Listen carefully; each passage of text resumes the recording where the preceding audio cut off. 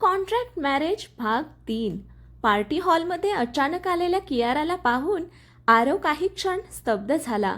सान्वीने आरवच्या चेहऱ्याकडे पाहिलं. आजपर्यंत तिने त्याला इतका अस्वस्थ कधीच पाहिलं नव्हतं.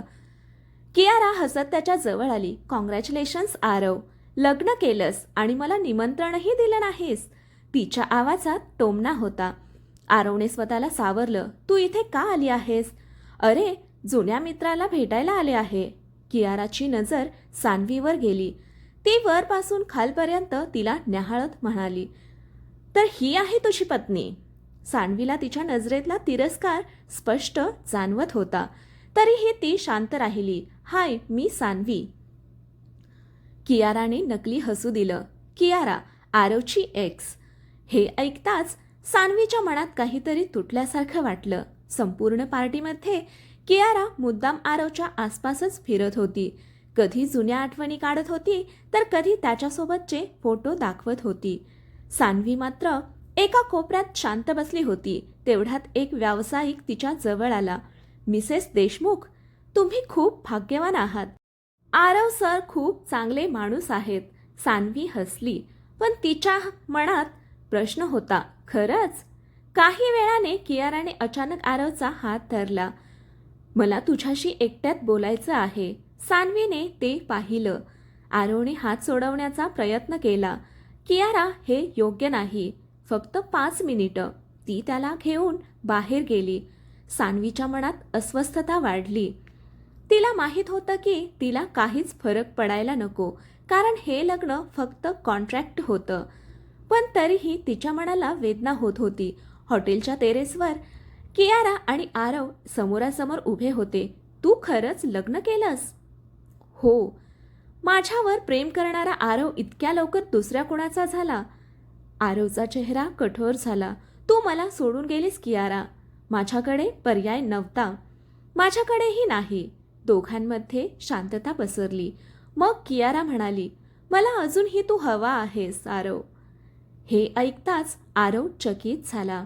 दुसरीकडे सान्वी टेरेसकडे जाणाऱ्या कॉरिडॉरमध्ये उभी होती. नकळत तिच्या कानावर कियाराचे शब्द पडले, मला अजूनही तू हवा आहेस. हे ऐकताच तिच्या डोळ्यात पाणी आलं. ती लगेच मागे वळली. तिला वाटलं कदाचित आरव अजूनही कियारावर प्रेम करत असेल आणि ती फक्त त्यांच्या दोघांच्या आयुष्यात आलेली एक तात्पुरती व्यक्ती असेल. घरी परतताना कारमध्ये पूर्ण शांतता होती. सान्वी खिडकीबाहेर पाहत होती. आरव काही बोलत नव्हता. अचानक आरवने विचारलं, तू एवढी शांत का आहेस? सान्वीने हसण्याचा प्रयत्न केला. काही नाही. पण तिच्या डोळ्यांतील दुःख आरवपासून लपलं नाही. पहिल्यांदाच त्याला तिची काळजी वाटू लागली आणि त्यालाच समजत नव्हतं की असं का होत आहे. पार्टीनंतरचे काही दिवस सान्वीसाठी खूप विचित्र होते. ती बाहेरून सर्वांसमोर हसत होती, पण मनातून मात्र अस्वस्थ होती. कियाराचे शब्द अजूनही तिच्या कानात घुमत होते. मला अजूनही तू हवा आहेस आरव. आणि सर्वात जास्त त्रास तिला एका गोष्टीचा होत होता. आरवने त्या शब्दांना नकार दिला होता की नाही हे तिला माहीत नव्हतं. सकाळी देशमुख बंगल्यात नाश्त्याची तयारी सुरू होती. सान्वी नेहमीप्रमाणे स्वयंपाकघरात मीराताईंना मदत करत होती. आई, आज मी पोहे बनवते. मीराताई हसल्या. अगं, तू आल्यापासून घरात वेगळीच ऊब आली आहे.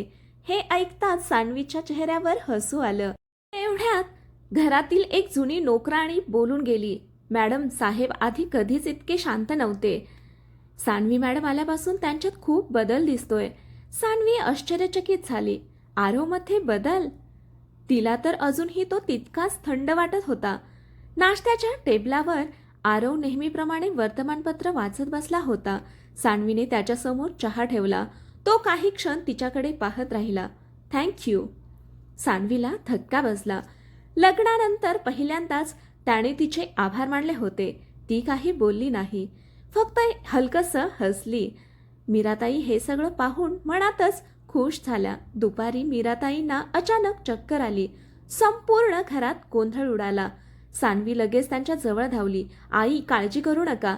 तिने त्यांना पाणी दिलं आणि डॉक्टरांना फोन केला. डॉक्टर येईपर्यंत ती त्यांच्या जवळच बसून राहिली. काही वेळाने आरव ऑफिसमधून घाईघाईने घरी आला. आई, ठीक आहेस ना? त्याच्या आवाजात काळजी स्पष्ट जाणवत होती. डॉक्टरांनी तपासणी करून सांगितलं, घाबरण्यासारखं काही नाही, फक्त थकवा आहे. आरवने सुटकेचा निश्वास सोडला. मग त्याची नजर सान्वीकडे गेली. ती अजूनही मीराताईंचा हात धरून बसली होती. डॉक्टर म्हणाले, तुमच्या पत्नीने योग्य वेळी काळजी घेतली, त्यामुळे काही समस्या झाली नाही. आरव काही क्षण सान्वीकडे पाहत राहिला. त्याच्या डोळ्यात पहिल्यांदाच आदर दिसत होता. त्या रात्री मीराताई झोपल्यानंतर सान्वी बाल्कनीत उभी होती. तिला स्वतःच्या आईची आठवण येत होती. तेवढ्यात मागून आरव आला. आईची काळजी घेतल्याबद्दल धन्यवाद. सान्वीने त्याच्याकडे पाहिलं. त्याच्या चेहऱ्यावर आज नेहमीसारखा कठोरपणा नव्हता. त्या माझ्याही आई आहेत. हे उत्तर ऐकून आरव काही क्षण शांत झाला. मग तो हळूच म्हणाला, तू खरंच खूप वेगळी आहेस सान्वी. सान्वीच्या मनात हलकासा आनंद निर्माण झाला. हा पहिलाच प्रसंग होता जिथे आरवने तिचं मनापासून कौतुक केलं होतं. पण त्या दोघांना माहीत नव्हतं की दुसरीकडे कियारा शांत बसलेली नव्हती. तिने आपल्या फोनमध्ये आरव आणि सान्वीचा फोटो पाहिला आणि रागाने म्हणाली, आरव फक्त माझा आहे आणि त्याला माझ्यापासून कोणीही दूर नेऊ शकत नाही. तिच्या चेहऱ्यावर एक धोकादायक स्मित उमटलं, कारण आता ती आरव आणि सान्वीच्या नात्यात फूट पाडण्यासाठी नवीन खेळी खेळणार होती. कियाराच्या मनात सुडाची आग पेटली होती. आरव आणि सान्वी एकमेकांच्या जवळ येत असल्याचं तिला स्पष्ट दिसत होतं आणि ती हे कोणत्याही परिस्थितीत होऊ देणार नव्हती. दुसरीकडे सान्वीला मात्र अजूनही वाटत होतं की आरवच्या मनात कुठेतरी कियारासाठी जागा आहे. त्या विचाराने तिचं मन वारंवार अस्वस्थ होत होतं. दुसऱ्या दिवशी सकाळी आरव ऑफिसला निघून गेला होता. सान्वी घरातील लायब्ररी साफ करत होती. तेवढ्यात एका कपाटातून काही जुने फोटो अल्बम खाली पडले. तिने ते उचलले आणि सहजपणे उघडले. पहिल्याच पानावर आरव आणि कियाराचा एक फोटो होता. दोघे समुद्रकिनारी उभे होते आणि खूप आनंदी दिसत होते. सान्वी काही क्षण तो फोटो पाहत राहिली. पुढची काही पानं उलटल्यावर तिला अजून अनेक फोटो दिसले. वाढदिवस, ट्रिप्स, पार्ट्या. प्रत्येक फोटोमध्ये आरवच्या चेहऱ्यावर एक वेगळंच हसू होतं. असं हसू जे तिने कधीच पाहिलं नव्हतं. तिच्या मनात नकळत वेदना दाटून आली. तेवढ्यात मीराताई तिथे आल्या. अगं, हे अल्बम तुला कुठे मिळाले? कपाटात होते. मीराताईंनी दीर्घ श्वास घेतला. त्या दिवसांच्या आठवणी आहेत. सान्वी काही क्षण शांत राहिली. मग तिने धाडस करून विचारलं, आई, आरव आणि कियारा एकमेकांवर खूप प्रेम करत होते का? मीराताईंच्या चेहऱ्यावर गंभीर भाव आले. हो, खूप. हे उत्तर ऐकताच सान्वीच्या हृदयात एक वेदनादायक गळ उठली. मीराताई पुढे सांगू लागल्या, आरव पहिल्यांदा कोणाच्या प्रेमात पडला होता. त्याने कियारावर जीवापाड प्रेम केलं होतं. मग त्यांचं नातं तुटलं कसं? एका दिवशी कियारा अचानक त्याला सोडून गेली, कोणतंही कारण न देता. सान्वी लक्षपूर्वक ऐकत होती. त्या दिवसानंतर आरव पूर्णपणे बदलला. तो हसणं विसरला, लोकांवर विश्वास ठेवणं विसरला आणि प्रेमावर तर पूर्णपणे. मीराताईंच्या डोळ्यात अश्रू आले. माझा मुलगा त्या दिवशी आतून तुटला होता. संध्याकाळी आरव घरी आला. तो थेट आपल्या खोलीत गेला. सान्वी त्याच्या मागे गेली. खोलीत शिरताच तिची नजर टेबलावर ठेवलेल्या एका फोटो फ्रेमवर पडली. तीच कियाराची जुनी फ्रेम. आरवने ती अजूनही जपून ठेवली होती. हे पाहून सान्वीच्या मनातला संशय आणखी वाढला. तो अजूनही तिला विसरलेला नाही. रात्री सान्वी बाल्कनीत उभी होती. तिच्या डोळ्यात पाणी होतं. ती स्वतःलाच समजावत होती, हे लग्न फक्त कॉन्ट्रॅक्ट आहे.